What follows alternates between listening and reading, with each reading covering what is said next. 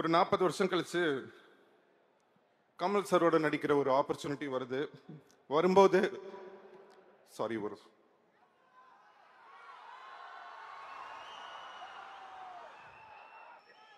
So இன்னைக்கு எங்கள் அப்பாவை நான் வர வேணாம்னு சொன்னேன் இந்த ஆடியோ லான்ச்சுக்கு. ஏன்னா அவர் எமோஷ்னல் ஆகிடுவார் அப்போ அப்படின்னு நினச்சிட்டு அவரை வர வேணாம்னு சொன்னேன். கடைசியில் இப்போ நான் எமோஷ்னல் ஆகிற மாதிரி ஆயிடுச்சு.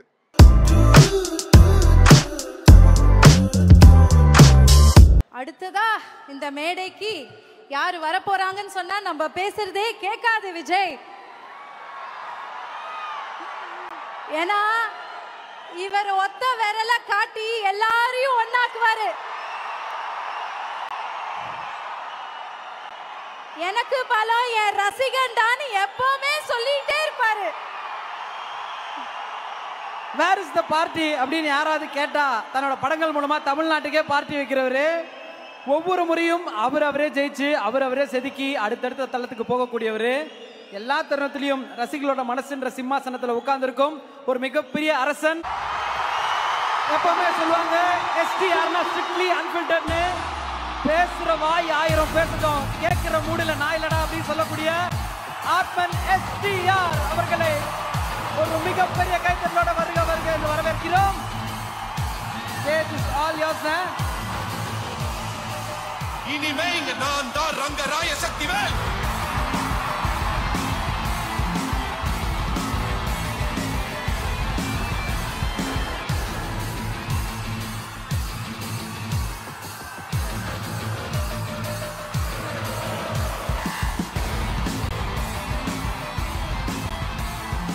இனிமே இங்க நான் தான் ரங்கராய சக்திவேல்.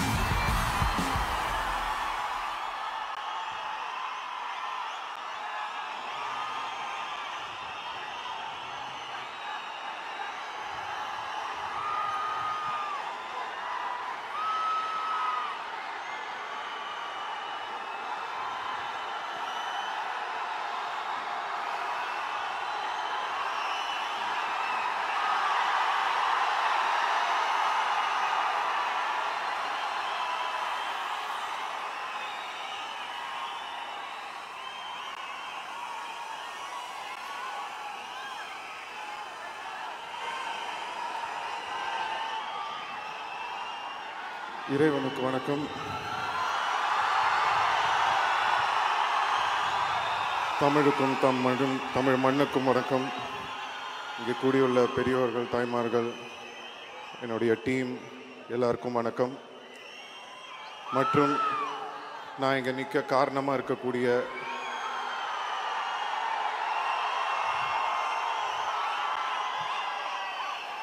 என் ரத்தமான ரசிகர்களுக்கு வணக்கம்.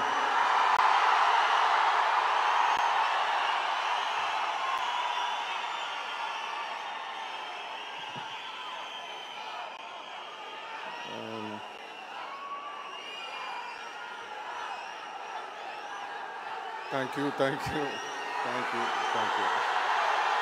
நன்றி.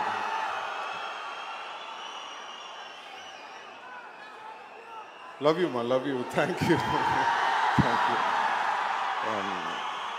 First, Madras Talkies அவர்களுக்கு என்னுடைய நன்றியை தெரிவிச்சுக்கிறேன். Thank you, Shiva sir. Means a lot. And thank you, Suhasini ma'am. ரொம்ப thanks.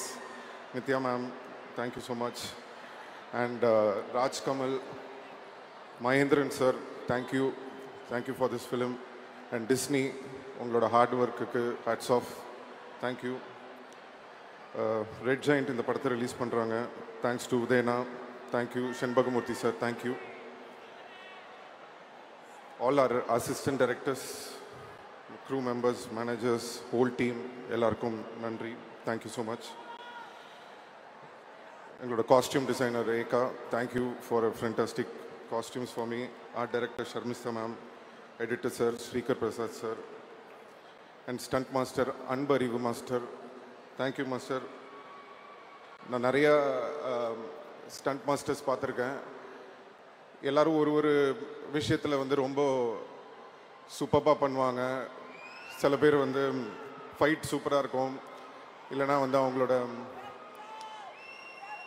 அவங்க பேசலாம் தேங்க்யூ தேங்க்யூ தேங்க்யூ தேங்க்யூ. அந்த மாதிரி தேங்க்யூ தேங்க்யூ தேங்க்யூ தேங்க்யூ.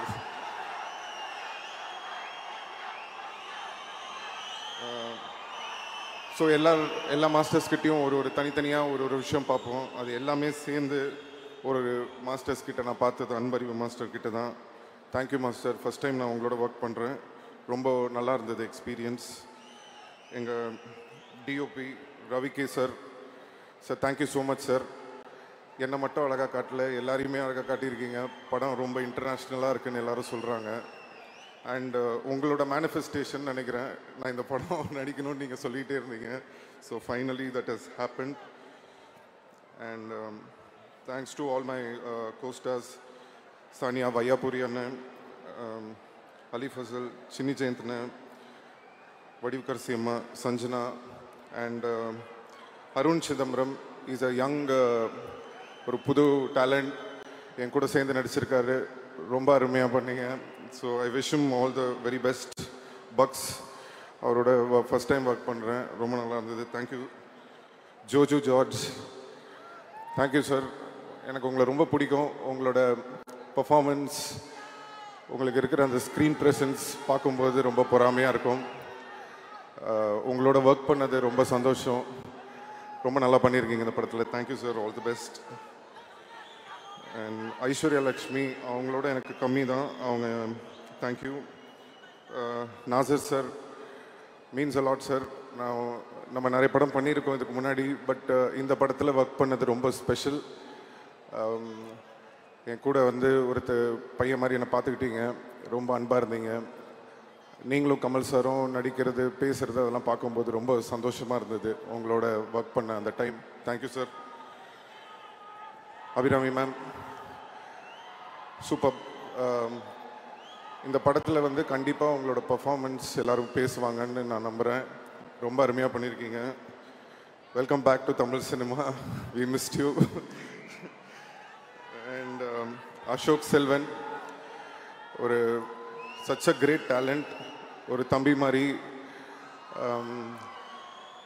அவர் இன்னும் நிறைய படங்கள் பண்ணணும். அவருக்கு ஒரு அருமையான ஒரு டேலண்ட் இருக்குது. கண்டிப்பாக ஒரு மிகப்பெரிய ஆள். அவர் கண்டிப்பாக ஃப்யூச்சரில் வருவார். இந்த படத்தில் எங்களுக்கு கம்மியான சீன்ஸ் தான் கிடச்சிது, பட் இருந்தாலும் ஒர்க் பண்ணுறதுக்கு ரொம்ப அருமையான ஒரு மனிதர். ஐ wish him all the very best. Trisha,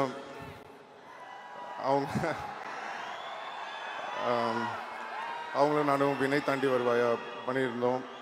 அதுக்கப்புறம் நிறைய எக்ஸ்பெக்டேஷன், அதுவும் இந்த படத்துக்கு வந்து ரொம்ப எக்ஸ்பெக்ட் பண்ணிகிட்டு இருந்தாங்க. பட் ட்ரெய்லரை பார்த்து நீங்கள்லாம் கொஞ்சம் ஷாக்காக இருப்பீங்கன்னு நினைக்கிறேன். பட் இன்னும் வந்து நிறைய சர்ப்ரைஸ் இருக்குது அவங்க சொன்ன மாதிரி. ஸோ அதை பற்றி நாங்கள் இப்போ பேச முடியாது. படம் வந்ததுக்கப்புறமா நீங்கள் எல்லோரும் பார்ப்பீங்கன்னு நினைக்கிறேன். அண்ட் ரேமான் சார் பற்றி பேசணுன்னா நிறையா பேசிகிட்டே இருக்கலாம். தேங்க்யூம்மா, கொஞ்சம் பேச விடுமா. Love you love you love you love you. வரேன் உங்களுக்கு வரேன். ரேமான் சார், தேங்க்யூ சார். ஏன்னா சின்ன வயசுலேருந்து உங்களை ரொம்ப தொந்தரவு பண்ணியிருக்கேன், இப்போ வரைக்கும் பண்ணிகிட்ருக்கேன்னு நினைக்கிறேன். ரேமான் சாரோட எனக்கு நிறையா ட்ராவல் இருந்திருக்கு. பட் ரொம்ப ஒரு இம்பார்ட்டண்ட்டான ஒரு மொமெண்ட் எதுனா, ஒரு டைமில் இந்த பீப் சாங்குன்னு ஒரு சாங் வந்தப்போ ரொம்ப அந்த டைமில் வந்து ரொம்ப கஷ்டமான ஒரு டைம், உங்கள் எல்லாருக்குமே தெரியும். அப்படி இருக்கிற ஒரு டைமில் வந்து எனக்காக வந்து அந்த டீசருக்கு வந்து ஒரு டைலாக்ல இருந்தது ஒரு டீசரு. பட் சார் வந்து ஊருக்கு போகாமல் இருந்து, இல்லை நம்ம எதாவது பண்ணணும் அப்படின்னு சொல்லி அவர் போட்டு ஒரு டீசரை ரெடி பண்ணி ரிலீஸ் பண்ண சாங் தான் தள்ளி போகாதே. ஸோ அதை என்றைக்குமே மறக்க மாட்டேன். எனக்காக நிறையா செஞ்சுருக்கீங்க sir, thank you so much. And first time எங்கள் அப்பா படத்துக்கு அப்புறம் நான் வந்து வெளியில் வந்து ஒரு படத்தில் பாட்டு பாடினேன்னா எனக்கு ஃபஸ்ட்டு சான்ஸ் கொடுத்தது ரஹ்மான் சார் தான். ஸோ அது ஏன் நான் இன்றைக்கி சொல்கிறேன்னா, அவர் என்ன நினச்சி எனக்கு கொடுத்தாருன்னு தெரில. இது வரைக்கும் தமிழ், தெலுங்கு, மலையாளம், கன்னடா தெரியல, ஹிந்தி வரைக்கும் பாடியிருக்கேன். கிட்டத்தட்ட 150 சாங் பாடியிருக்கேன் சார் உங்களால். Thank you so much sir.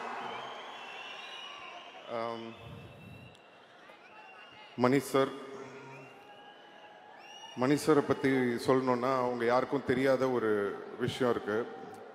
அது என்னென்னா, அஞ்சலின்னு ஒரு படம் எடுத்தார் மணி சார். அந்த அஞ்சலி படத்தில் வந்து ஒரு படம் ஃபுல்லாகவே சின்ன பசங்களாம் நடிச்சிருப்பாங்க. அப்போ வந்து அந்த அஞ்சலி பாப்பாவோட பிரதராக வந்து ஒரு சின்ன பையன், தெலுங்கு ஆக்டர் அவர் வந்து சார் வந்து மணி சார் வந்து காஸ்ட் பண்ணியிருப்பார். அப்போ நான் அந்த படம் பார்த்துட்டு ஓன்னு அழுவ ஆரம்பிச்சிட்டேன். வீட்டில் எங்கள் அப்பா கிட்ட, ஏன் என்னை மணி சார் இந்த படத்துக்கு கூப்பிடல, நானும் இதே வயசு தானே, நான் இங்கே தானே நடிச்சிட்ருக்கேன், ஏன் அவர் என்னை கூப்பிடல அப்படின்னு சொன்னேன். இல்லைப்பா, அது படத்துக்கு ஏற்ற மாதிரி இருந்திருக்கும், மேபி வேறு ஏதாவது ரீசன் இருந்திருக்கும் அப்படின்னு சொல்லி நான் சின்ன பையன்றதுனால என்னை ஆறுதல் படுத்தினாங்க. அப்போ நான் நினச்சேன், சரி இவர் நம்மளை கூப்பிடவே மாட்டார் போல் இருக்கு, இவருக்கும் நம்மளுக்கும் செட்டே ஆகாது அப்படின்னு நினச்சிட்டு இருந்தேன். ஏன்னா நான் வளர்ந்ததுக்கப்புறம் நடித்த படங்கள்லாம் உங்களுக்கு தெரியும், எல்லாம் மசாலா படம் தான் நம்ம பண்ணது பூராவே. ஸோ அப்படி இருக்கிற ஒரு டைமில் வந்து உங்கள் எல்லாருக்குமே தெரியும், என் மேலே இந்த ரெட் கார்டெலாம் போடுற மாதிரி ஒரு சிச்சுவேஷன் வந்தது. அந்த ஒரு டைமில் வந்து நிறைய ப்ரொடியூசர்ஸ் எல்லாருமே பயந்தாங்க, இவரை வச்சு படம் பண்ணணுமா, எதுக்கு, தேவையா, ஏதாவது பிரச்சனை வந்துட போகுது அப்படின்னு.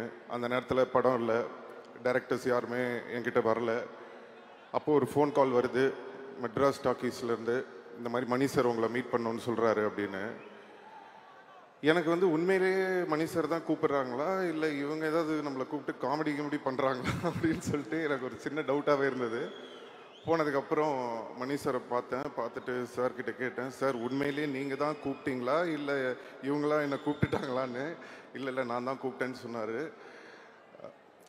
எனக்கு என்னென்னா, அந்த நேரத்தில் யாருமே என்னை வச்சு படம் பண்ணுறதுக்கு எல்லாருமே பயப்படும் போது, பயப்படாமல் தைரியமாக இந்த பையனை நம்பி நம்ம இந்த படத்தில் எடுக்கலான்னு ஒரு நம்பிக்கை வச்சு என்னை கூப்பிட்டீங்களா சார், என்றைக்கும் மறக்க மாட்டேன் நான் Mani sir. Thank you so much sir. Chekka Chivantha Vaanam மட்டும் இல்லை, எல்லா படமும் ஃபர்ஸ்ட் மணி சார் வந்து என்னை கூப்பிட்டு கதை சொல்லியிருக்காரு. பொன்னியின் செல்வனுக்கும் கூப்பிட்டாரு, ஒரு சில விஷயங்களால் என்னால் பண்ண முடியல. அதுக்கப்புறம் தக் லைஃப்லேயும் கூப்பிட்டு ஃபஸ்ட்டு மணி சார் கூப்பிட்டாரு. அப்போவும் என்னால் ஒரு கெட்டப் ப்ராப்ளம் இருந்ததுனால பண்ண முடியாமல் இருந்தது. பட் அகெயின் திரும்பவும் அந்த ஆப்பர்ச்சுனிட்டி வந்தது. அதுவும் சாதாரணமாக வரல, கமல் சாரோட சேர்ந்து இவ்வளோ பெரிய படத்தில் இந்த ஆப்பர்ச்சுனிட்டி வந்தது. ஸோ இறைவனுக்கு நன்றி தெரிவிச்சுக்கிறேன். அண்ட் மணி சார் வந்து எனக்கு ரொம்ப ஸ்பெஷல், என்னோடய காட்ஃபாதர் மட்டும் இல்லை, எனக்கு ஒரு குரு மாதிரி.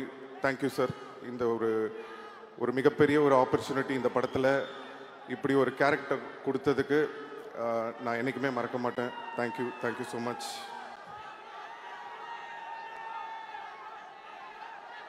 தேங்க்யூம்மா. பேசுகிறவங்களா அப்படி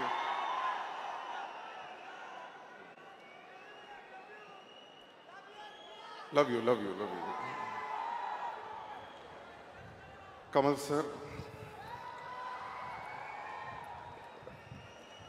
சார் பற்றி பேசணுன்னா நிறையா பேசிகிட்டே இருக்கலாம். பட் என்னன்னா, அவர்கிட்ட கற்றுக்கிறதுக்கு நிறையா இருக்கும் அப்படின்னு நம்ம சொல்லும்போது ஒரு குருவாக நம்ம அவரை பார்க்குறோம். பட் கமல் சார் சொல்கிறாரு, no, I am still a student அப்படின்றாரு. ஸ்டூடெண்ட்டாக இருந்தாலும் திறமையான ஸ்டூடெண்ட் கிட்ட, ஒரு பயங்கரமான ஸ்டூடெண்ட் கிட்ட கற்றுக்கிறதுல தப்பே இல்லை சார். நீங்கள் ஸ்டூடெண்ட்டாக இருந்தாலும் நாங்கள் உங்ககிட்ட தான் கற்றுப்போம். இந்த படத்தில் வந்து ஒரு சீன் இருக்குது, மணி சார் கோச்சிக்க மாட்டாருன்னா நான் சொல்கிறேன்.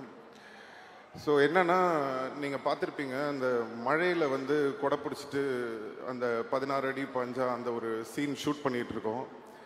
அந்த சீன் ஷூட் பண்ணும்போது மணி சார் வந்து என்கிட்ட சொல்கிறாரு, இந்த மாதிரி ஒரு டைலாக் இருக்குது, இது இப்படி பேசிடுங்கன்னு. அது என்னென்னா, நான் வந்து கமல் சார் மாதிரி அவர் வாய்ஸில் அவரை இமிட்டேட் பண்ணி பேசணும். ஸோ எனக்கு என்னென்னா, சரி ஓகே, பட் கமல் சார் பக்கத்தில் இருக்கார், அவரை வச்சுக்கிட்டு எப்படிடா நம்ம அவரை மாதிரி பேசுகிறது, இவர் வேறு இப்படி சொல்கிறாருன்னு சொல்லிட்டு சரி சார் சொல்லிட்டு டேக்கு போயிட்டாரு சார். போனதுக்கப்புறம் நாங்கள் நின்றுட்டுருக்கேன், ஆக்ஷன் அப்படின்னோன்னா இந்த மாதிரி அப்படின்னு டைலாக் பேசாமல் ஒரு மாதிரி மஃபில்டாக பண்ணிட்டேன். அங்கேருந்து மணி சார் ஏய் சிம்பு அப்படின்ட்டு கத்திட்டு ஓடி வர்றாரு. ஐயோ மாட்டி விட போகிறார் போல் இருக்கு அப்படின்ட்டு இப்படியே யோசிச்சுட்டு இருக்கேன். கிட்ட வந்துட்டு ஏன் பேச மாட்டேங்கிற டைலாக்ன்றாரு. சார் இல்லை சார் டப்பிங்கில் பார்த்துக்கலாம் சார், எப்படி சார் கமல் சார் முன்னாடி வர மாதிரி அதெல்லாம் இல்லை நீ பேசுன்னு சொல்லி நேராக போய் கமல் சார் கிட்ட சொல்லிட்டாரு. அவர் வேற என்ன பார்க்குறாரு. சரி என்னடா அது ஒரு முன்னாடி இப்படி பண்ண சொல்கிறாருன்னு. அப்புறம் கமல் சார் வந்து நீங்கள் நம்ப மாட்டீங்க இப்படி பண்ணுங்கன்னு அவர் எனக்கு சொல்லி கொடுத்தாரு. அதுக்கப்புறம் அந்த மாதிரி பண்ணேன். ஒரு டாஷும் வேணாம் போடா அப்படின்னு சொல்லி அந்த டைலாக் வரும். ஸோ அதை நீங்கள் படத்தில் பார்க்கும்போது ரொம்ப என்ஜாய் பண்ணுவீங்கன்னு நினைக்கிறேன். அண்ட் இன்னொரு ஷார்ட் நீங்கள் பார்த்துருப்பீங்க ட்ரெய்லரில், கமல் சாரோட கழுத்தை நான் பிடிச்சிட்டு இருக்கிற மாதிரி, இந்த பக்கம் கமல் சார் என்னோட கழுத்தை பிடிச்சிட்டு இருக்கிற மாதிரி ஒரு ஷாட்டு. நம்மளுக்கு சாதாரணமாகவே சாரோட நடிக்கணும்னா ஒரு சின்ன டென்ஷன் இருக்கும். இதில் இந்த மாதிரி வேற ஒரு ஷாட் வச்சிட்டாரு மணி சார். ஸோ என்னடா பண்ணுறதுன்னு ஒன்றுமே புரியல. சரி ஓகே பண்ணி தான் ஆகணும் அப்படின்னு சொல்லிட்டு நின்றுட்டுருக்கேன். இப்போ ஃபர்ஸ்ட் டேக் ரெடி ஆகிடுச்சு ஷாட்டுக்கு. கமல் சார் கிட்ட கேட்டு சார் இந்த மாதிரி இப்படி பிடிப்பேன் ஓகே தானே சார்னா அவர் அதெல்லாம் ஒன்றும் பிரச்சனை இல்லை அப்படின்ட்டாரு. சரி ஓகே ரெடி அப்படின்னு சொல்லிட்டு ஆக்ஷன் அப்படின்ட்டாரு. நான் அப்படி டக்குன்னு அப்படி பிடிக்கிறேன். பிடிக்கும்போது நான் சரி அந்த ஆக்ஷன் அப்படி பண்ணிட்டு லைட்டாக அப்படி வச்சுக்கலான்னு சொல்லிட்டு அப்படி ஆக்டிங் பண்ணி அப்படி நடிக்கிறேன். உடனே Mani sir cut cut cut cut கட்ன்றார். ஐயோ என்னடா அது திருப்பி பிரச்சனை பண்ண போல இருக்கு அப்படின்னு சொல்லிட்டு கிட்ட வந்தார். மணி சார் சொல்கிறாரு Simbu you not holding him properly man hold him அப்படின்றாரு. சார் நீங்கள் ஜாலியாக சொல்லிட்டு போயிடுறீங்க சார், எப்படி சார் கமல் சார் கருத்தை பிடிச்சி அமுக்கிறது, விளையாடுறீங்களா சார்? இல்லை இல்லை அது ஸ்க்ரீனில் நல்லா தெரியுது, so you have to do it அப்படின்ட்டாரு. சரி இவர் விடமாட்டார் போல் இருக்கு அப்படின்னு சொல்லிட்டு சரி ஓகே ரெண்டாவது டேக் வரும்போது திருப்பி டக்குன்னு அப்படி பிடிக்கிறேன். இப்போ என்னன்னா கொஞ்சம் எக்ஸ்ட்ராவாக ஒரு பவர் கொடுத்து அப்படி லைட்டாக அப்படி பிடிச்சி ஃபேஸ்லலாம் இப்படி கொஞ்சம்லாம் பண்ணுறேன் அப்படி எக்ஸ்ட்ரா. சரி பார்த்துட்டு விட்டுருவாரு அப்படின்னு சொல்லிட்டு அப்பவும் விட மாட்டேங்கிறாரு. கட் கட் கட் கட் கட்டுன்றாரு. என்னடா இது திருப்பி கட் கட் கட்டுன்றாரே என்னன்னா இதுன்னு சொல்லிட்டு ஒன்றுமே புரியல. சரி ஓகே இந்த வாட்டி எனக்கு தெரிஞ்சு போச்சு, இதுக்கு மேலே நம்ம வந்து கழுத்தை ஒழுங்காக பிடிக்கலன்னா இவர் நம்ம கழுத்தை பிடிச்சிருவாரு. ஸோ அதனால இந்த டேக்கை பிடிச்சிருவோன்னு சொல்லிட்டு கமல் சார் கிட்ட கூட சார் கொஞ்சம் அப்படி ஃபாஸ்ட்டாக பிடிப்பேன் சார் ஒன்றும் பிரச்சனை இல்லை சார் அப்படின்னா கமல் சார் பரவாயில்ல நீங்கள் பண்ணுங்க அப்படின்ட்டாரு. இப்போது சரி ஓகே ரெடி ஆக்ஷன் அப்படின்ட்டாரு. டப்புன்னு பிடிச்சி அப்படிலாம் பண்ணி அப்படி கை அப்படி பிடிச்சிட்டு இருக்கேன். இப்போ என்னன்னா திடீர்னு கமல் சார் பயங்கரமாக ரியாக்ஷன் கொடுக்குறாரு. என்னடா இது ஒருவேளை நம்ம உண்மையிலேயே அமுக்கிட்டோமா அதனால தான் சார் இப்படி ரியாக்ட் பண்ணுறாரா இல்லை உண்மையிலே பர்ஃபார்மன்ஸ் தான் பண்ணுறாரான்னு எனக்கு புரியல. அவர் ஒன்று இப்படி ஏதோ ஒன்று பண்ணுறாரு. எனக்கா ஐயோ இப்போ விட்டோன்னா மணி சார் திருப்பி ஒன் மோர் கேட்பாரு, இப்போ உண்மையிலே அமுக்கணும்னா கமல் சார் கோச்சிப்பாரு. என்னடா பண்ணுறதுன்னு 1 செகண்ட் ஒன்றுமே புரியல. அதுக்கப்புறம் அப்படியே கொஞ்சம் லைட்டாக அப்படி இது பண்ணி முடிச்சதுக்கப்புறமா அந்த சீன் ரொம்ப நல்லா வந்தது. சாரி கமல் சார் கொஞ்சம் உங்களை அப்படி பிடிச்சிட்டேன்னு நினைக்கிறேன், மன்னிச்சிருங்க. எல்லா காரணமும் மணி சார் தான். So love you and Kamal சாரோட ஒர்க் பண்ண இந்த ஜேர்னி ஒரு அருமையான ஜேர்னி, நிறைய கற்றுக்க முடிஞ்சது. பொதுவாக வந்து நான் படங்கள் ஷூட்டிங் போகும்போது புது ஆக்டர்ஸ் இல்லை புதுசான யாராவது வந்திருக்காங்க அப்படின்னா அவங்க வந்து நம்ம கூட டான்ஸ் ஆடும்போதோ இல்லை பெர்ஃபார்ம் பண்ணும்போதோ ஒரு விஷயம் சொல்லுவாங்க, உங்களோட பெர்ஃபார்ம் பண்ணும்போது கொஞ்சம் பயமாக இருக்குது அப்படின்ற மாதிரி, கொஞ்சம் நர்வஸாக இருக்குது அப்படின்ற மாதிரிலாம் சொல்லுவாங்க. அப்போ நான் நினைப்பேன் ஒரு வேளை சும்மா நம்மளுக்காக சொல்கிறாங்க போல் இருக்குது நர்வஸாக இருக்குது அப்படின்லாம். அப்படின்னு பார்த்தா ஃபஸ்ட் டைம் நான் வந்து கமல் சாரோட போய் நடிக்கும்போது இத்தனை நாளாக அவங்க எல்லாம் என்ன சொன்னாங்கன்றது எனக்கு அப்போ தான் புரிஞ்சுது. அப்படியே நெஞ்செல்லாம் படப்படன்னு ஆயிடுச்சு. பட் அவர் அவ்வளோ அழகாக அதெல்லாம் ஒன்றும் கவலைப்படாதீங்க, அதெல்லாம் தூக்கி ஓரம் வச்சுட்டு இந்த கேரக்டர் நீங்கள் சூப்பராக பெர்ஃபார்ம் பண்ணோம், உங்களுக்காக இவ்வளோ நல்ல ஒரு கேரக்டர் மணி சார் கொடுத்துருக்காரு, தைரியமாக பண்ணுங்கன்னு சொல்லி ஒரு தன்னம்பிக்கை கொடுத்தாரு. தன்னம்பிக்கை கொடுத்தது மட்டும் இல்லை, நீங்கள் ட்ரெய்லர் பார்த்துருப்பீங்க, அவருக்கு பக்கத்தில் ஈக்குவலாக நடிக்கக்கூடிய ஒரு ஆப்பர்ச்சுனிட்டியும் கொடுத்துருக்காரு. தேங்க்யூ கமல் சார், என்றைக்கு மறக்க மாட்டேன். Thank you so much. இந்த இடத்துல வந்து நான் ஒரு நன்றியை சொல்லணும்னு நினைக்கிறேன். இந்த இடத்துல கொஞ்சம் நான் என்னுடைய தந்தை திரு டி ராஜேந்தர் அவர்களுக்கும் உஷா ராஜேந்தர் அவர்களுக்கும் இங்கே நான் வந்து நன்றி சொல்ல கடமைப்பட்டிருக்கேன். ஏன் அப்படின்னா சின்ன வயசில் எல்லா பசங்களுக்கும் சாக்லேட் வாங்கி கொடுப்பாங்க, வெளில கூட்டு போவாங்க, படத்துக்கு கூட்டு போவாங்க, பீச்சுக்கு கூட்டு போவாங்க, விளையாட சொல்லுவாங்க, இல்லை படிக்க சொல்லுவாங்க. ஆனால் பிறந்ததுலேருந்து எனக்கு நடிக்க சொல்லி கொடுத்து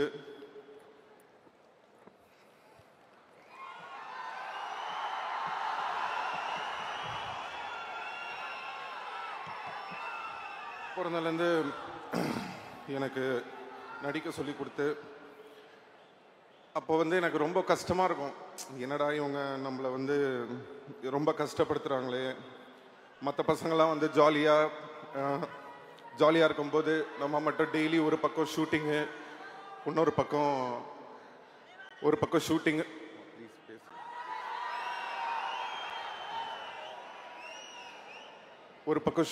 ஒரு பக்கம் வந்து படிக்கணும்.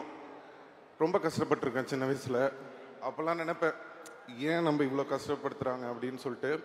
ஆனால் இன்றைக்கி வந்து ஒரு 40 வருஷம் கழித்து கமல் சரோட நடிக்கிற ஒரு ஆப்பர்ச்சுனிட்டி வரும்போது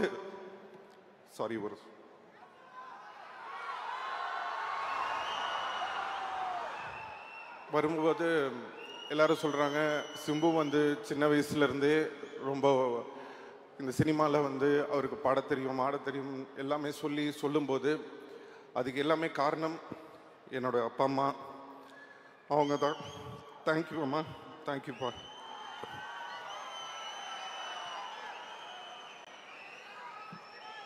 ஸோ இன்னைக்கு வந்து எங்கள் அப்பாவை நான் வர வேணான்னு சொன்னேன் இந்த ஆடியோ லான்ச்சுக்கு. ஏன்னா அவர் எமோஷ்னல் ஆகிடுவார் அப்போ அப்படின்னு நினச்சிட்டு அவரை வர வேணான்னு சொன்னேன். கடைசியில் இப்போ நான் எமோஷ்னல் ஆகிற மாதிரி ஆயிடுச்சு. சாரி.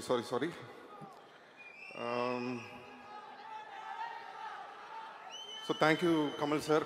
இந்த படத்தில் வந்து பார்த்தீங்கன்னா ஒரு டைலாக் இருக்குது, இனிமே இங்கே நான் தான் ரங்கராய சக்திவேல்னு. அந்த டைலாக் வந்ததுக்கு அப்புறமா சோஷியல் மீடியாவில் எல்லா இடத்துலையும் வந்து நான் ஒரு விஷயம் பார்க்குறேன். கமல் சாருக்கு அப்புறம் இவர் தான் அந்த இடத்த பிடிக்க போகிறாரு. ஸோ கமல் சார் வந்து இவருக்கு அந்த இடத்த வந்து இது பண்ணியிருக்காரு அப்படின்லாம் சொல்கிறீங்க. நான் வந்து ஒன்று சொல்லணும்னு ஆசைப்பட்றேன். தேவர் மகன் ஒரு படம் இருக்குது.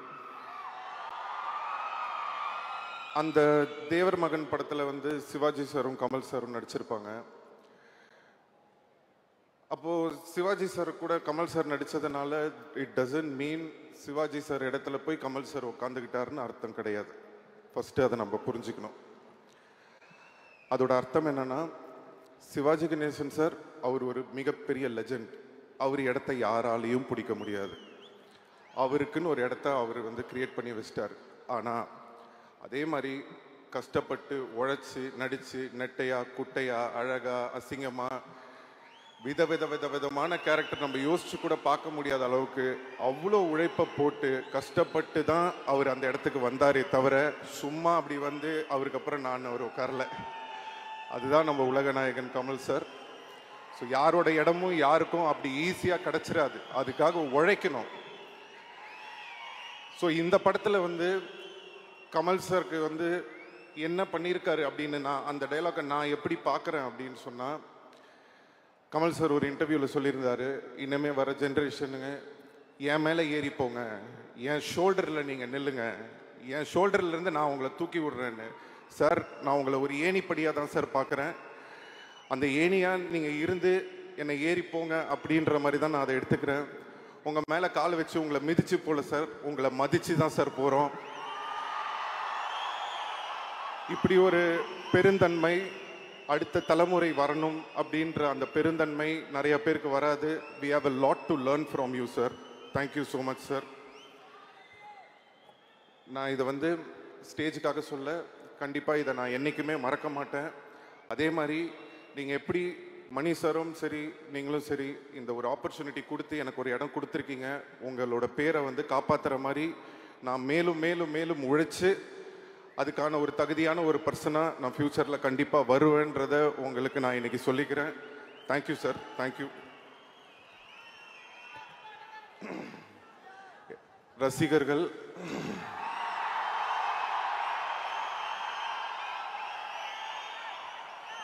நான் சொல்லியிருந்தேன் உங்களை கண்டிப்பாக பெருமைப்படுத்துகிற மாதிரி இனிமேல் நடந்துப்பேன்னு சொல்லி. அதுக்கான ஒரு ஆரம்பமாக தான் நான் இந்த படத்தை பார்க்குறேன். தக் life will be the beginning. So thank you so much. காலதாமதம் கொஞ்ச நாள் கொஞ்சம் டைம் ஆயிடுச்சு, கவலைப்படாதீங்க. இனிமே காலதாமதம் இல்லாமல் நடக்கணும்னு பார்த்துக்கிறேன். எல்லாரும் கேட்பாங்க, உங்களுக்கு எப்படி சார் இவ்வளோ லாயலான ஃபேன்ஸ் இருக்காங்க அப்படின்னு சொல்லி.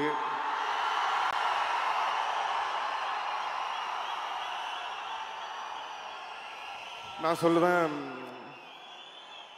என்னன்னா ஒரு 10 பேர் இருக்கிற ஒரு இடத்துல யாராவது ஒரு சில 2 பேர் நல்லவங்க இருப்பாங்க. அப்படி ஒரு சில நல்லவங்க இருக்கிறதுனால தான் இந்த உலகம் இன்னைக்கும் இயங்கிக்கிட்டு இருக்கு. அந்த மாதிரி அந்த ஒரு சில நல்லவங்க வந்து என் ரசிகராகவும் இருக்கிற ஒரு ஆப்பர்ச்சுனிட்டி எனக்கு கிடைச்சது.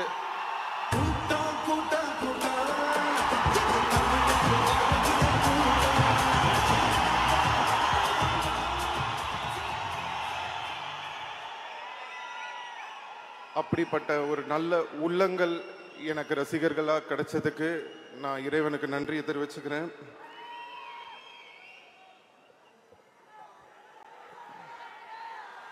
Thank you so much.